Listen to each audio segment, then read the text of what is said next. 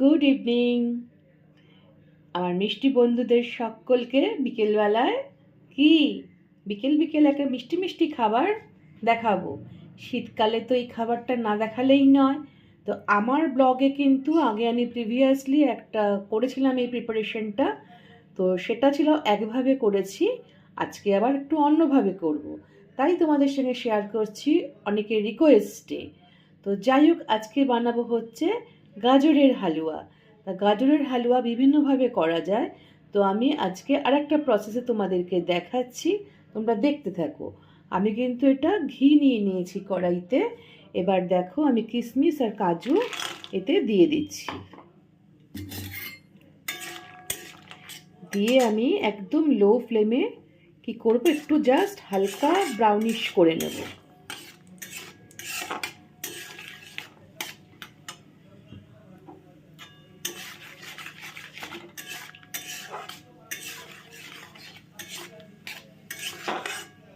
কি সুন্দর ঘিয়ের গন্ধ বেরোচ্ছে, এই যে ঘিটার সঙ্গে কিশমিশ কাজুর যে ভাজার গন্ধটা, আহা দারুণ দারুণ।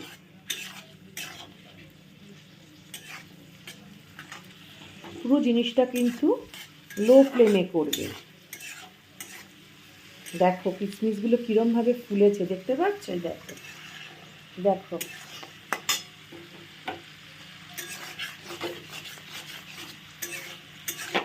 আমি এটাকে আগে তুলে নেবো এইবার। হ্যাঁ, এবার তুলে নিচ্ছি। দেখো আমি কিন্তু কিশমিশ আর কাজুটা সুন্দর করে ভেজে নিয়েছি। নেওয়ার পরে এই ঘিয়ের মধ্যে কি দিচ্ছি দেখো, ঘিয়ের মধ্যে দিয়ে দিচ্ছি, ফাটিয়ে দিচ্ছি না কিন্তু, গোটা গোটা রয়েছে এলাচ, দারচিনি, লবঙ্গ আর একটা গোটা এলাচ, সরি গোটা বড় এলাচ। হ্যাঁ, এই তিনটে জিনিস, চারটে জিনিস আমি কিন্তু এর মধ্যে দিয়ে দিচ্ছি।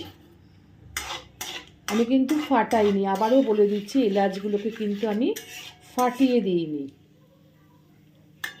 এগুলো দেওয়ার পরে কি করব, জাস্ট একটু যখন স্মেলটা বেরিয়ে আসবে, দেখবে একটা সুন্দর গন্ধ বেরোবে এলাচের, তখন আমি গ্রেট করে রেখে দিয়েছিলাম। দেখো তোমাদের একটা জিনিস ট্রিক্স বলে দিই, এই যে গাজর কোড়াতে তো খুব কষ্ট হয়, তোমরা যদি একবারে না পারো অল্প অল্প কুড়িয়ে কুড়িয়ে কিন্তু ফ্রিজে স্টোর করে রাখতে পারো। বেশি দিন আবার রাখবে না, তাহলে কিন্তু তোমার হয়তো বাজে স্মেল বেরিয়ে যেতে পারে।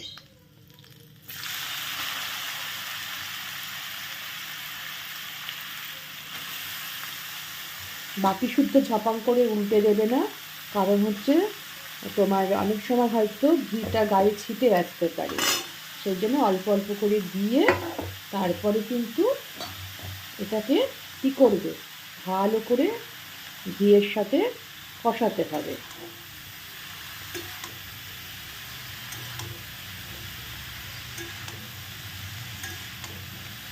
যত সুন্দর করে ঘিয়ের সাথে কষাবে, তত কিন্তু এটা খেতে তত ভালো হবে।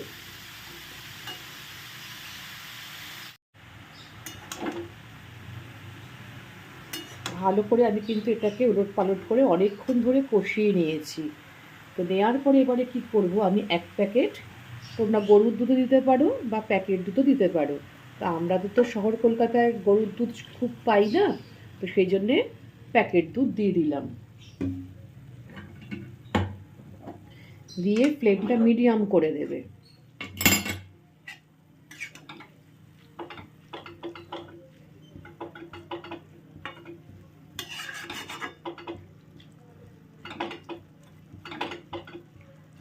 এখন চিনি ঠিনি কিচ্ছু কিন্তু দেবে না।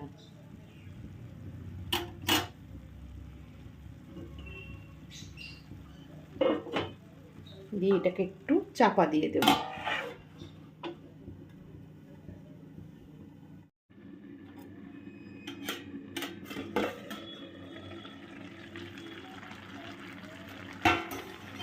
আমরা সবাই জানি যে যে কোনো মিষ্টি খাবারে কিন্তু আমাদের একটু কী করতে হয়, একটু নুন দিতে হয়। তা নুন না দিলে কিন্তু মেজারমেন্টটা ঠিক হয় না, তাই অল্প একটু সামান্য দিতে হয়। তা দিয়ে দিলাম নুন, দিয়ে আবারও আমি এটাকে একটু উলট পালট করে দিচ্ছি, দিয়ে এটাকে মিডিয়াম ফ্লেমে রেখেছি, দিয়ে চাপা দিয়ে দিচ্ছি, কারণ গাজরগুলো তো সেদ্ধ হওয়ার দরকার আছে, ওই জন্যে একটু মিডিয়াম ফ্লেমে রেখে দিচ্ছি। আর এগুলো কী বলো তো, হচ্ছে খোয়া ক্ষীর। খোয়া ক্ষীরটাকে আমি গ্রেট করে রেখেছি, যদিও আমার এতটা লাগবে না। আমি এটাকে কন্টেনারে ভরে প্রিজার্ভ করে ফ্রিজে রেখে দেবো। তা আমি এখান থেকে খানিকটা নিয়ে, দেখো এতটা মতো নিয়ে আমি প্রথমের দিকে এর মধ্যে দিয়ে দিলাম, কারণ তাহলে কি হবে, এটা এর সঙ্গে মেল্ট হয়ে যাবে পুরো।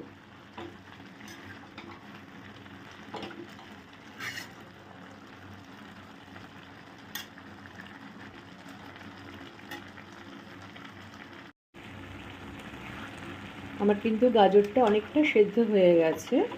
আর আমি খোয়া ক্ষীর দিয়ে, দুধ দিয়ে আর একটু নুন দিয়েছি, আর কিন্তু কিছু দিইনি। আর ঘি দিয়ে জাস্ট কষিয়েছি সব ইয়েগুলো দিয়ে, গোটা গরম মশলা দিয়ে। আর মিষ্টিটা কিন্তু সম্পূর্ণ তোমাদের ব্যাপার। যেমন আমি যেমন খুব কড়া মিষ্টি করতে পারি না, কারণ আমার বাড়িতে সুগারের পেশেন্ট আছে, সেই জন্য। আর এখন বেশি মিষ্টি খাওয়া উচিতও না, তাই এবার দিয়ে দিচ্ছি আন্দাজ মতো। প্রথমে অল্প একটু দিয়ে দেখছি, তারপর যদি লাগে আমি আবার দেব। কিন্তু সম্পূর্ণটাই আমি খুব মাইল্ড মিষ্টির উপর রাখি। আর এই যার জন্যে আমি খোয়া ক্ষীর বা তোমার এই দুধ এগুলো একটু ভালোভাবে দিই, কারণ হচ্ছে তাহলে টেস্টটা হয় খুব ভালো।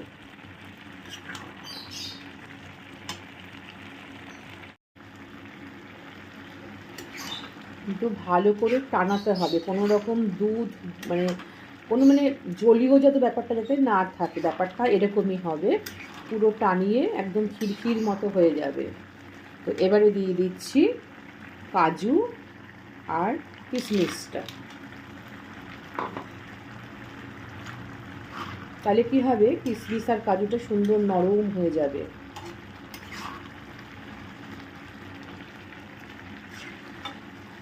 অনেকে কি করে, এর মধ্যে জাস্ট কালার আনার জন্য একটু ফুড কালার দেয়। আমার মনে হয় অরিজিনাল জিনিসটা রাখাটাই বেটার। ফুড কালার দিলে ওইসব দোকান টোকানে ঠিক আছে, তারা লোকদেরকে কালার ঠালার দেখিয়ে করে, কিন্তু ঘরে এগুলো না দেওয়াই উচিত।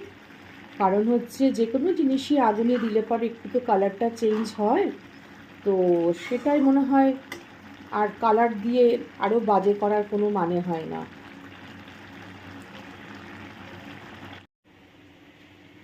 গাজরের হালুয়া কিন্তু পরিবেশন করার একটা ইউনিক স্টাইল আছে।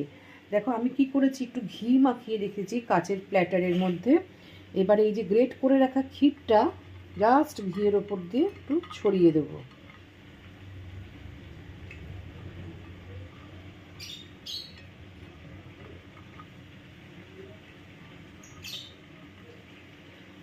আর ওদিকে কিন্তু ওটা অনেকটা তোমার হয়ে এসছে। যখন হয়ে আসবে তোমরা বুঝতে পারবে, এটা না অনেকটা আঠা আঠা হয়ে যায়।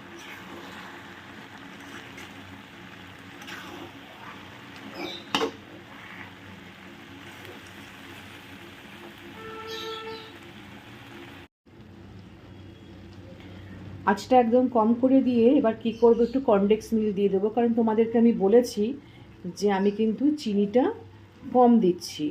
কারণ হচ্ছে, কারণ আমার ঘরে একটু মিষ্টি কম খায়, তো সেই জন্য আমি একটু এইসব দিয়েই কিন্তু করছি,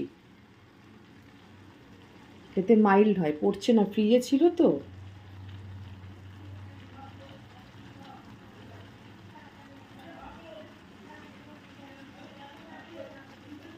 ব্যাস, আমি আর দেব না।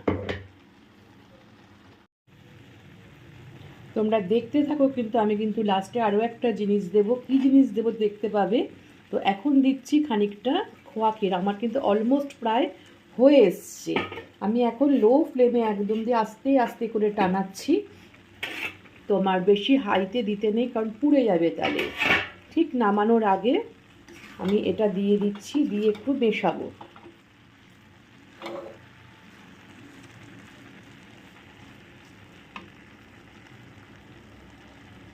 কতটা ছিল দেখো, কতটুকু হয়ে গেছে। দেখবে যখন এটা যখন প্রায় হয়ে এসছে না, তোমরা বুঝতে পারবে। কেন বলো তো, যেমন নাড়ুর পাক দিলে, যেমন নারকেলের নাড়ু করলে যেমন বেশ আঠা আঠা হয়ে আসে, এটাও ঠিক সেম এরকম হয়ে আসবে। আমি একদম লো ফ্লেমে দিয়ে দিয়েছি, একদম প্রায় শেষের পথে। তোমাদেরকে আমি বলেছি যে শেষে একটু দেখবে একটা জিনিস দেবো, দিয়ে দেব দেখো একটু ঘি, জাস্ট নামানোর আগে একটু দিয়ে দিচ্ছি ঘি, ব্যাস। দিয়ে এটাকে একটু নাড়াবো, নাড়িয়ে আর একটু টানিয়ে নামিয়ে দেবো।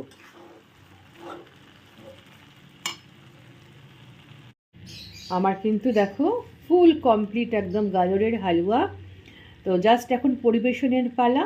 আগে এটা দেখবে ঠান্ডা হলে খেতে ভালো লাগে, গাজরের হালুয়া কিন্তু ঠান্ডা না হলে ভালো লাগে না। তো যাই হোক, আমি একটু এটাকে ঢেলে নিই, ঢেলে ডেকোরেশন করে তোমাদের কাছে আমি আবার ফিরে আসছি। কি আমার বন্ধুরা বলো, আমাকে কত নাম্বার দেবে গাজরের হালুয়াতে? একদম দোকানের মতো হয়েছে, দেখো একদম পারফেক্ট হয়েছে, মিষ্টি টিষ্টি সব কিছু দিয়ে। তো ওপরে একটু চেরি ফল দিয়ে সাজিয়ে জাস্ট ডেকোরেশন করেছি। আর কিভাবে করলাম তোমাদেরকে তো দেখালাম। আমার ব্লগে কিন্তু এই নিয়ে দুরকম প্রসেস আমি দেখিয়েছি তোমাদেরকে গাজরের হালুয়া করার। তো যাই হোক, তোমাদের যদি ভালো লেগে থাকে তাহলে মিষ্টি দিদিকে অবশ্যই মিষ্টি দিদির পাশে থেকে মিষ্টি দিদিকে হেল্প করবে। পুরো ভিডিওটা দেখো, পুরো ভিডিও দেখে কমেন্ট করো, লাইক করো, শেয়ার করো। নতুন বন্ধুদের সবসময় আমি ওয়েলকাম জানাচ্ছি, তারা যেন আমার চ্যানেলে তারা চলে আসে, এসে যেন আমি যে যে নিত্য নতুন রান্না বা পুরনো রান্না বা যাই দেখাই না কেন, তারা যেন সেটা দেখতে পারে বা অন্যকে দেখার সুযোগ করে দেয়। ঠিক আছে? তাহলে তোমরা কি আজকের মতো বিদায় নিতে হবে তো? এখন সন্ধ্যে 7টা বাজে। তো যাই হোক, তোমরা ভালো থেকো, সুস্থ থেকো, সাবধানে থেকো, নিরাপদে থেকো। আর শীতে প্রচুর প্রচুর আনন্দ করো, খাও দাও, ঘুরে বেড়াও। ঠিক আছে? তাহলে আজকের মতো বিদায় নিচ্ছি। শুভ সন্ধ্যা, টাটা।